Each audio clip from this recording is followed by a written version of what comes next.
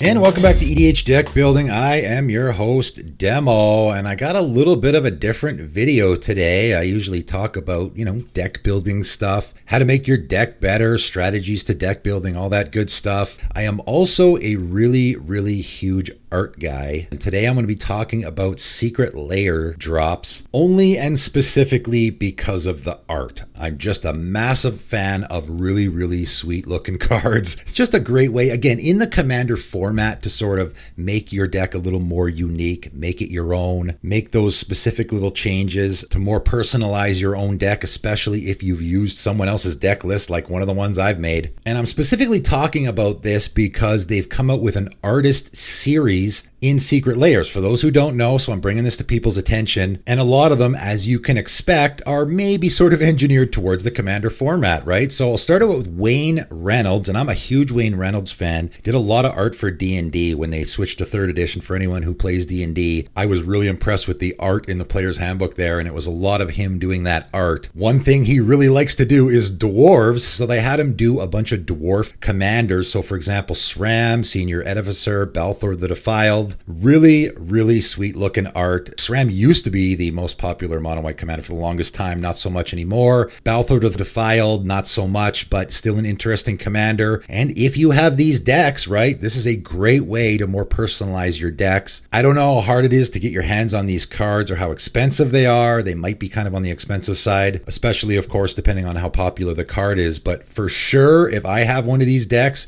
or Torbrand, Thran of Redfell, Depala, Pilot Exemplar, again, 2 more dwarves where he did these alternate arts that look absolutely fantastic. I don't have any of these decks. I do have Torbrand in my Bralin deck, and I might consider getting my hands on this guy just so I can throw it in the 99. But certainly if you have one of these as your commander, great option to go grab it. We have Sidhart Chattervedi. I'm probably going to butcher these names. Did a bunch of really great ones like Concordant Crossroads and Ghost Quarter. Of course, Concordant Crossroads is one of those ones that, thank goodness they made a reprint, because it is a green card that is giving creatures haste, which makes it a very sought after card. It's probably really expensive. Nevertheless, really sweet art. The Ghost Quarter I really like, and that's a card that I put in almost every single commander deck, so I would really like to get my hands on a couple of those. We have Miguel Villeneuve with some really sweet art, a Mother of Runes and an Elvish Mystic. Man, do these ever look nice. And again, I know it's all subjective for me. Again, I'm a big art guy. If you guys are as well, maybe you'll be interested in this. I think a lot of Magic players, that is the case. And these are absolutely fantastic looking. Obviously, these are going to be cards in the 99. If you got a Mother of Runes or an Elvish Mystic in one of your decks, these are fairly popular commander cards. Like, look at that Elvish Mystic. Man, that looks sweet. Might be worth it to run out and grab one of these if it fits in the 99 of your decks. We got Vulcan Baga with some really, really sweet alternate arts. And again, cards that you see a lot in the commander format like Elspeth Knight Errant or Patron Wizard. I have a Patron Wizard in one of my decks, and this art is fantastic. I'm not the hugest fan of the original art, so again, might try to get my hands on this one just to put in my Reign Academy Chancellor deck, because this alternate art is fantastic. They also did a Berserk and a Verduran Enchantress. I love the Berserk. That looks absolutely amazing. Kind of an expensive card. I imagine the Secret Layer one is going to be expensive as well. This is definitely not a budget video that I'm doing here. It is more of a for the love of the art video, right?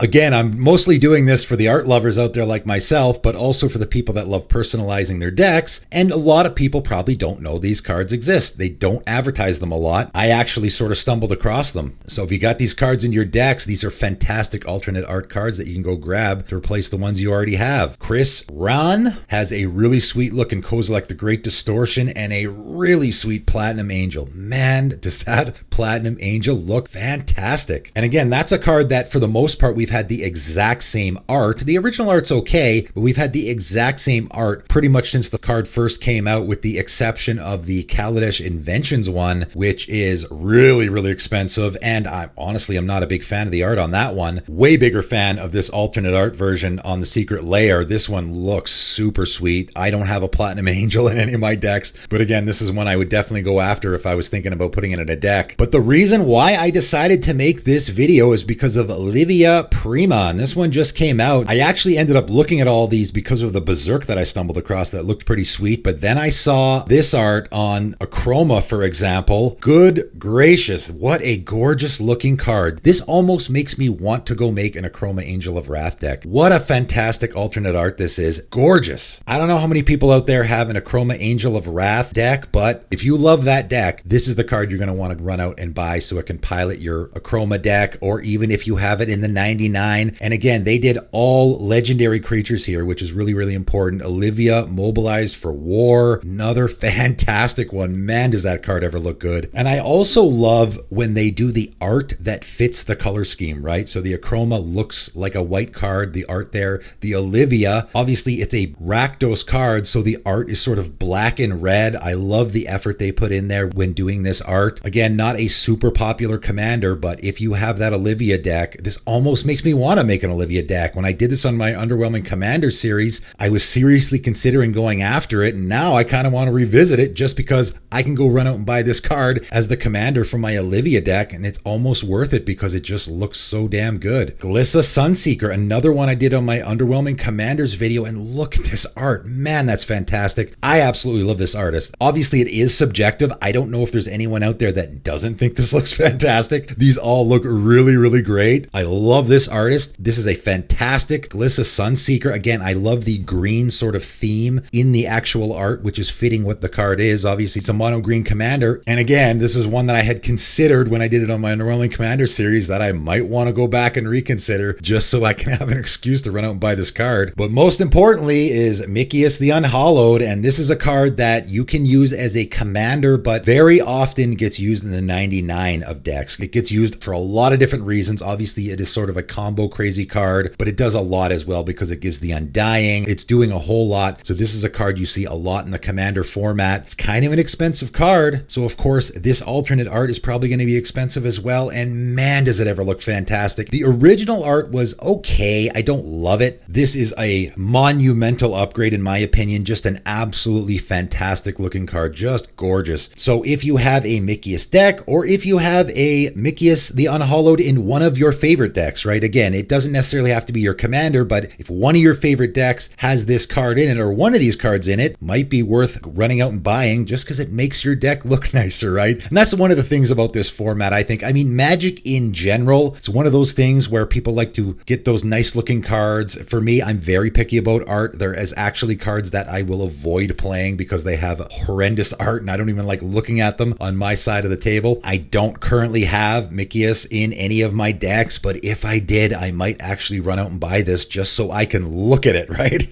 I'm just like, yes, I'm enjoying playing this really good card even more because I like looking at it on the table. I don't know. That's how big of an art guy I am. I don't know if you guys are as well, but if you are, or if you just want to spice up your decks a little, these are all great options, right? So I'm just bringing this to you guys' attention. All fantastic artwork. I love this artist series that they're doing in Secret Lair. I don't know if I love the Secret Lair drop thing in general. I like cards to be accessible. Again, because if you see these fantastic cards, you want to go and get them for your commander deck. And if they're hard to get your hands on, that's sort of a feel bad moment, which I don't really love. I think also for certain people living in certain countries, it might even be more difficult to get them, which kind of sucks. I've heard lots of horror stories there as well, but I'm bringing this to people's attention if you're a person like me and you really, really like the art. And if you really are picky or particular about the art on your commander cards, these are great options for you, especially if it is your actual commander, right? That's it for today, though. Just bringing this to your guys' attention. Let me know in the comments below what your favorite artist is. Maybe just in general, what your favorite Magic artist has been. I've always been a Ron Spencer guy too as well. That's a personal favorite of mine since I first started playing Magic. Let me know what you think, but that is it for today, and thanks for tuning in.